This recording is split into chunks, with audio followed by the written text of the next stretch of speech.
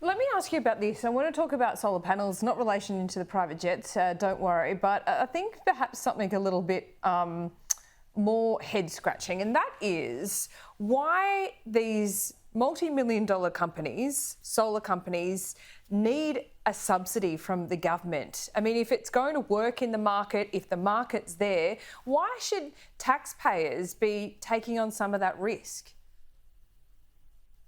Well, we're in a global race for the jobs of the future. The truth is, in terms of solar panels, the first wave of solar panel inventions and innovation occurred in Australia.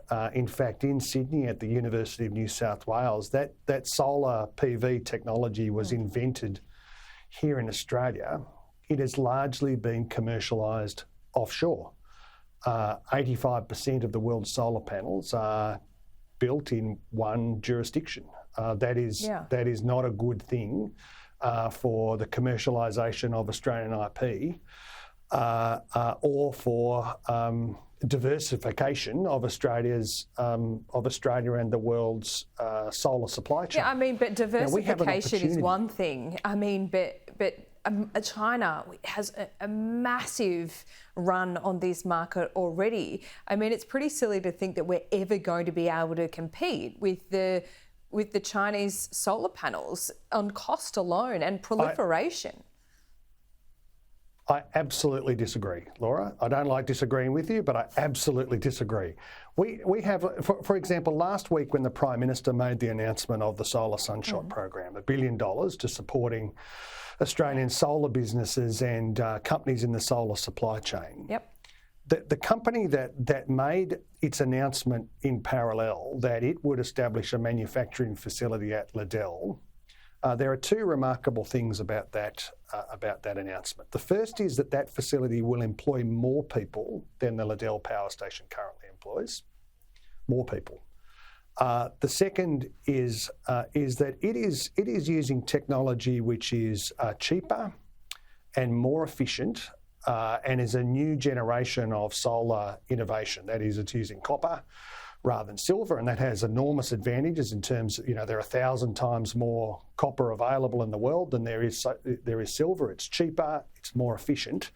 We must capture that wave of technological opportunity and jobs and investment opportunity here in Australia. That's why the Net Zero Economy Agency legislation was tabled in the Parliament last week, because this is Australia's opportunity to shift, yes, our own emissions, but also to recognise that 97% of our trading partners have got net zero objectives themselves. And if we want to effectively trade into those markets and become the renewable energy superpower that our vast resources say that we can be, that requires a government that is prepared to step up to the plate. And the Net Zero Economy Agency will be there to coordinate the government's activity. That's what this is all about. It's about I get that. Households, but it's also about manufacturing jobs.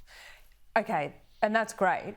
But my question to you is, and this has happened on previous governments, and I questioned Angus Taylor at the time, the government there put $20 million towards a hydrogen project near Wollongong, owned by a multi-billionaire. Now we have some of these solar companies, they are owned by multi-millionaires, and they're getting taxpayer subsidies. If these companies then thrive, there's no return for the taxpayer. Shouldn't there be some return for the taxpayer? Well, there will be investment that otherwise would not have occurred. We get to make a choice in Australia about the extent to which we are prepared to fight for the jobs of the future.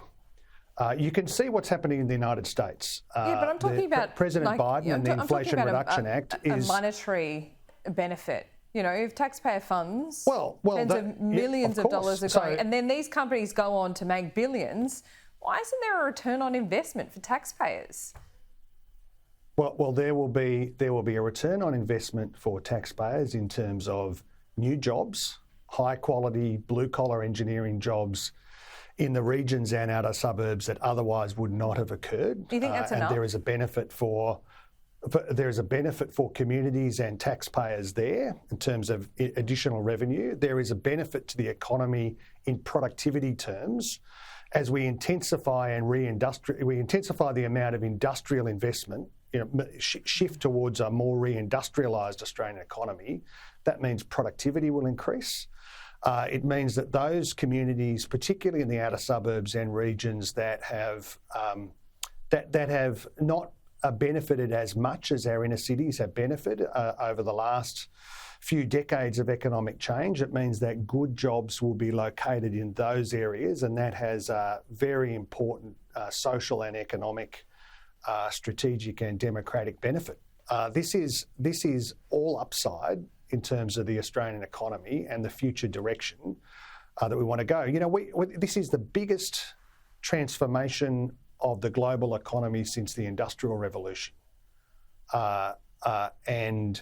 We have an opportunity to make sure that Australia is front and centre, exporting high quality, low emissions energy and products to the world, where we get to choose whether we step up the value chain. It just means that we need a government that is prepared to fight for it, and the Albanese government is determined to fight for the future. The Net Zero Economy Agency is the vehicle that we are establishing to make sure that is coordinated in an efficient and effective way, working with regional communities and businesses and the investment community and the trade union movement to make sure that we're delivering good jobs in central Queensland, good jobs in the Hunter Valley, in our energy intensive regions where there is so much opportunity, so much capability, workers with exactly the right skills, all of that industrial capability ready to go. That is why the government is determined to lead here, and why the Albanese government's $15 billion National Reconstruction Fund, $20 billion in Rewiring the Nation, $1 billion for Solar Sunshot Program, $2 billion for the Hydrogen Fund. The list goes on. This is the biggest industry policy package in Australian peacetime history. It is designed to make sure that we have a future that's made in Australia. We capture these opportunities for Australians, and particularly Australians in regional communities. All right, well, it's lovely to chat to you this morning. Less interruptions today, great. So you're welcome to that. We'll leave it there for now. Tim, Ayres, and we'll see you soon.